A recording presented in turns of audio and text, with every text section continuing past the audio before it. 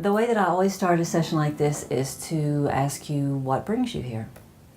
Well, I have a shoulder issue and also an arm issue, a Okay. tennis elbow Okay. issue. And I fell on my bike about a year and a half ago, Okay.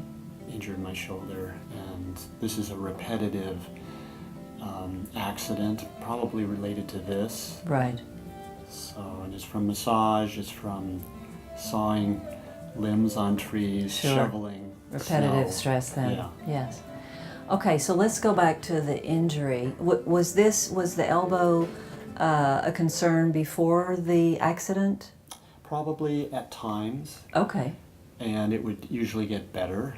All right. But there were times when I could feel that I was overstressing the joint in here. Yes. So, There was something going on here before the bicycle accident. Is that true? yeah.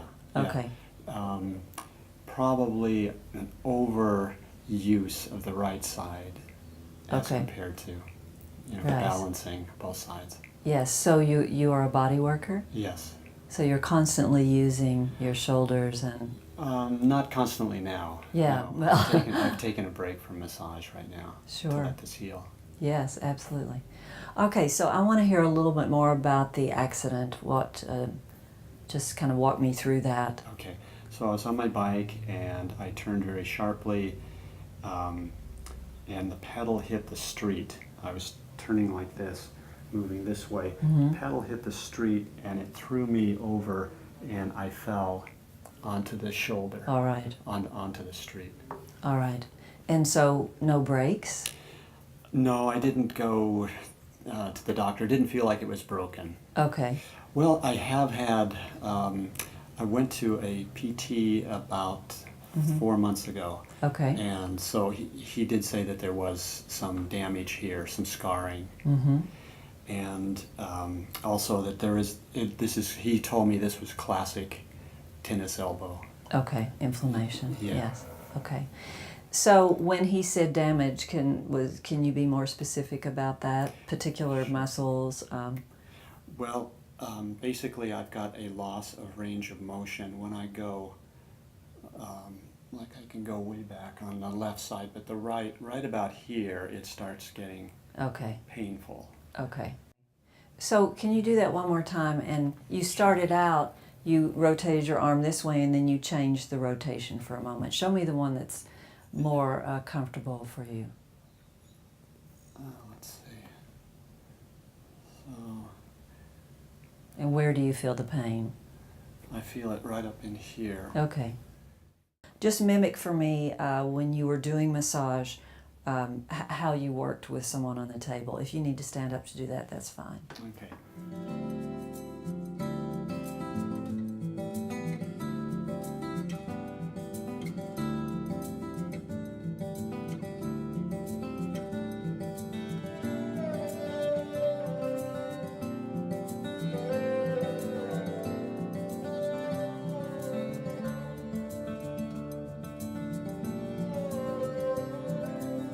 As you probably know, this would be classified as the root of the problem is, well, it's repetitive stress injury, but it's when we're looking at the shoulders, we really ask the shoulders to do so much, and they're sort of loosely held together in a sense compared to, say, the hips.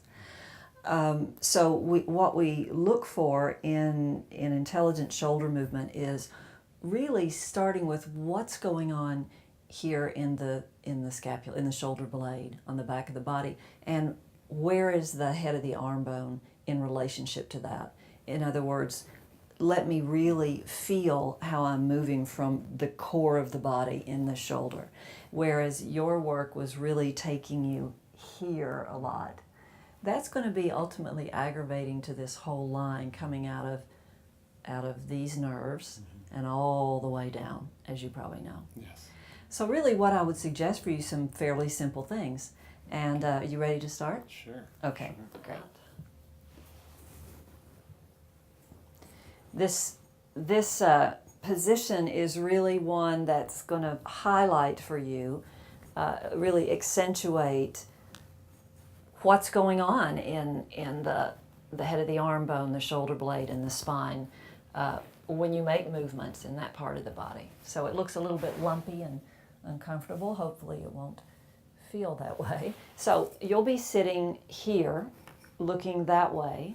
So if you'll come and sit, kind of straddling that with the sitting bones there, and come as far forward as you can without coming off of it. And then just slowly roll yourself down on that. There you go. Perfect. There. So how does that feel so far? It feels good. Yeah, at this time of the day, kind of relaxing. It does. Yeah. It does. Good. I like this because it helps, for me, it helps me come into the back of my body. See if you can feel, it really kind of brings you into the back of the body. And so this is going to be a little tool that I'll ask you to use for yourself every day, just in, say after you finish sessions, because I think you still are doing sessions with clients at the end of your day of work, or even between clients, if you can get down on the blanket roll and really let your shoulder blades kind of drape over either side of the blanket roll. Can you get a little feeling for that? I definitely do. Yes. I'll come around behind you, and so may I touch you? Sure.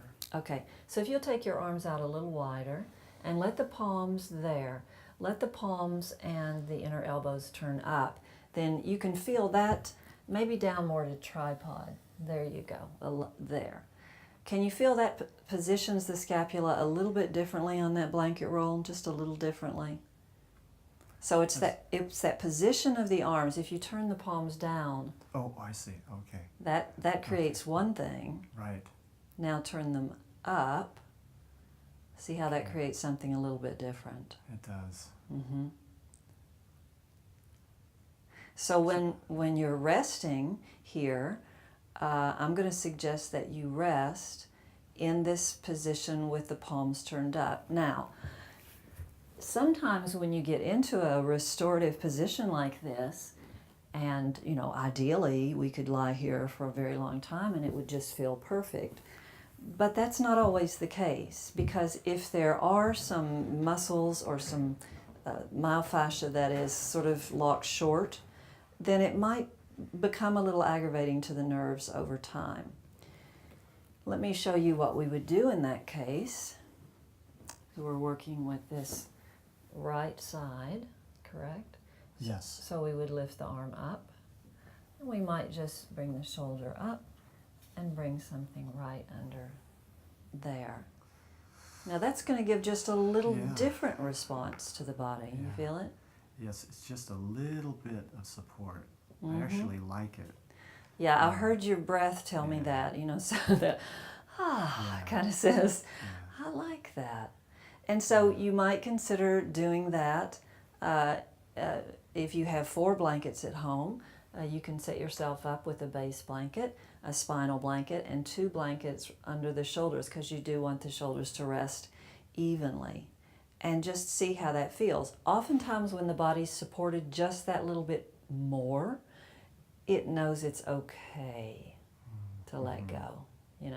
You've got something to fall into. Instead of letting the arm bones sort of fall into space, it's falling into support. Right. Yeah. Yeah, I feel that. Yeah. So that's something that you'll find what's best for you at the time. Now I'm going to pull this out just a bit. Okay, now the focus now is going to be on letting the body kind of get used to sort of a repositioning of the head of the arm bones and the shoulder joints. Your profession has showed your body that it's normal to bring the head of the arm bone forward in the joint over and over. And when I watch you do that, there's also a lifting of the head of the arm bone up, and it's kind of slamming up under this, the top of the shoulder girdle where it really doesn't need to be, but it's causing some aggravation. Does that make sense? It does. So what we want to do here is if you lift your arms up and just point at the ceiling above you, palms are facing the midline, And then we're going to keep the elbows firmed and the wrists firmed, and just slowly pull the head of the arm bones back toward the floor. And you'll feel the shoulder blades responding to that. You feel it? I do. Feel the outer rims of the shoulder blades coming back toward the floor. Does that make sense? Yes. When you feel that, Russ, can you feel the inner rims of the shoulder blades slightly lifting I do, yes. Okay, good. Yeah. That's a good sign. Now, the top of the shoulder blades are going to soften down and slightly drop. And I'm going to come right underneath you. The bottom tips of your shoulder blades are going to come lightly up. Can you feel that a little bit? A little bit. Just a little bit. And you'll just feel it barely in this position. Yeah. Now, you lift the hands up again like you're going to dive your fingertips into the ceiling. That's a more familiar position for your arms. Definitely. Okay. And this is the new one that we want, right there. Okay. Yeah? Yeah. Yeah. And that is one I want you to really pay attention to kind of in your daily activities. So you can just rest down now. Just kind of becoming aware, okay, where are the head of my arm bones? Are they back? Because if they are back, they're sending my outer shoulder blades into the back plane of my body, and that's really what you want to pay attention to. My belief here is that when these nerves get a chance to have more space, that there's going to be a calming in the symptoms for you. But that's, of course, something that your body has to tell you over time. Now, so that's where I would, this is where I would work for a while. And if you're down on the blanket roll and you take a little bit of time for yourself, just kind of closing your eyes and sort of letting your shoulder blades slide up and down the blanket roll a little bit, just so that you come to kind of sort of live a little bit more in your back body. That's it. And you feel the breath coming into the back rib cage. So there's that feeling that when the diaphragm opens, the back ribs on the inhalation, that you can feel that spreading. You can feel the shoulder blades respond to that. So it's this whole little sequence that I'm giving you is really designed to bring you more into the back body.